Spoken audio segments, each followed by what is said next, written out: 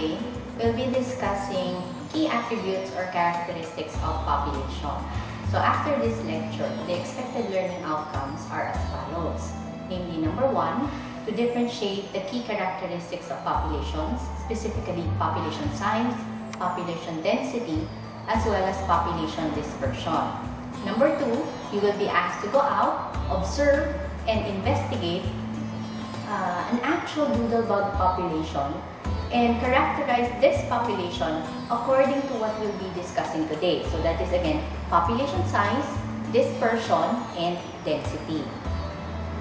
So one attribute of a population is population size. So when we say population size, this deals with the number of individuals that member a population. Population size can be affected by positively by natality. So this would be new members of the population entering through birth. It can also be positively affected by immigration. So these are new members of the population that are already adults or pre-adults entering the system. Some negative effects that reduce population size will be in the form of mortality. Unlike natality, mortality factors are the ones reducing population size through death. So mortality factors can be in the form of density-dependent factors as well as density-independent factors. So predators, parasites, and parasitoids are considered to be density-dependent factors, whereas typhoons, earthquakes, or natural calamities are considered to be density-independent factors. So do you notice any patterns? So density-dependent factors are biotic components, whereas density-independent factors are specifically abiotic components. The last demographic factor affecting population size is emigration. So quite the opposite of immigration. Emigration are members of the population that are actually leaving, thus reducing population size. So now that you have a rough idea of these demographic factors, let's now present how these demographic factors affect population size. They are more appropriately depicted through age structures that are represented as survivorship curves. Okay. Life history tables can be appropriately represented in terms of age structures. Okay. The effect of mortality factors can be depicted more appropriately in the form of survivorship curves. So for example, if you are a population that exhibits type 1 survivorship, that means majority of the members of that population survive to become adults. In contrast to that, if you have a type 3 type of survivorship curve, many of the individuals of that population die out early, so only a few become adults. Humans, for example, exhibit type 1 survivorship curve because we have high parental care. Insect populations, on the other hand, exhibit type 3 because they exhibit little parental care.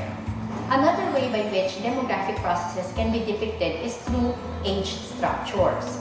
So here we have a 2014 age structure or age pyramid of the Philippine population, showing that the Philippine population is still growing. And why do we say that? The bulk of the Philippine population here is still the pre-reproductive and reproductive stages, which is the ages of 0 to 40. The left side will be showing the male side of the population, while the right side shows the female side of the population. Okay, when we now deal with members of the population, taking into consideration area now, we now proceed with another characteristic of the population, which is population density. So here we have a depiction of population theoretically. 1 square represents 1 square kilometer of an area. That is, the black dots now represent individuals who will be reproducing in the future.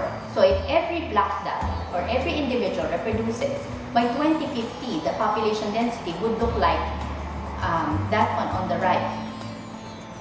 But in reality, because resources are limited or can be concentrated in certain areas, there are areas that are prone to be more population dense compared to other areas. So if you look at the map of the Philippines, much of the Philippine density is actually found in Manila. Last key feature of populations would be dispersion. This shows how individuals of the population are actually distributed in a habitat. So they can come in three forms. One would be if the members of the population tend to congregate, then they exhibit clump dispersion. Whereas if they are uniformly distributed, then they are evenly spaced. This is uniform distribution. And if they are randomly distributed, that means they are scattered in a place. That is dictated by the availability of resources. Okay. Now that you have an idea of the key features of populations, you are now tasked to go out and do what we call a doodle search. What do we do when we doodle search? We know what are doodlebugs and how do we collect them. First and foremost, doodlebugs are insects from the order Neuroptera. So they are immature forms of lacewings. They are sit-and-wait predators, and they will prey normally on ants who get trapped in their sandy pits. How do you collect them? So using a trowel and using a kitchen sifter, you can go out in the field and look for sandy soil. Collect them using the sifter and the trowel, shake them, and you'll find your antlions or doodlebugs. Once you have collected these doodlebugs, you may now transfer them in a 20 by 20 centimeter observation box. And you allow them to form pits within 12 hours to 24 hours. Once you have them, you are now ready to characterize this population.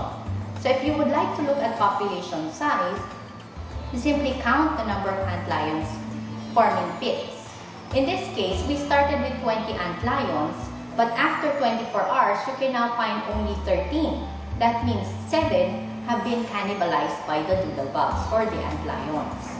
So the final population size from 20 will now become 13. If you would like to compute for the population density, you simply get the area.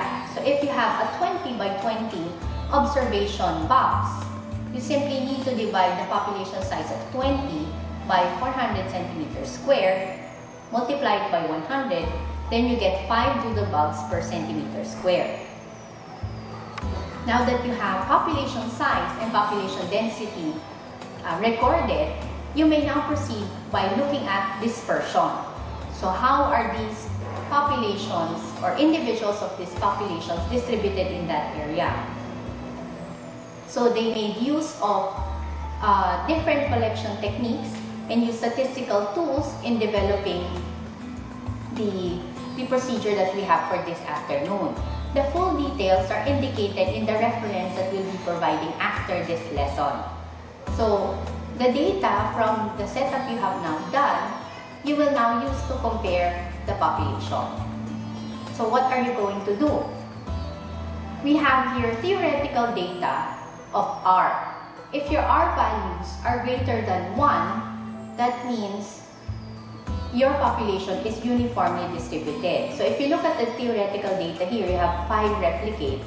They're all above 1. That means they are not clumped. The next slide, you will see C-values. We usually use C-values for determining if they are really clumped or uniform. So since the C-values are well above 2.58, that means there is a significant departure from randomness. So your only choice will that if the population is clumped or if the population is uniform. In this case, because your R values are greater than 1, the population is indeed uniformly distributed. So now that you have population size, population density, and dispersion in the bag, what are you going to do now? We now suggest that you now become a doodle scholar. So you can now test this same population in terms of their ability to compete intraspecifically, or you can also make use of the size of these doodlebugs in testing for their dispersion. So the reference here you can make use for later investigation. So I hope you become a doodle scholar and play with doodlebugs within your area. Thank you very much.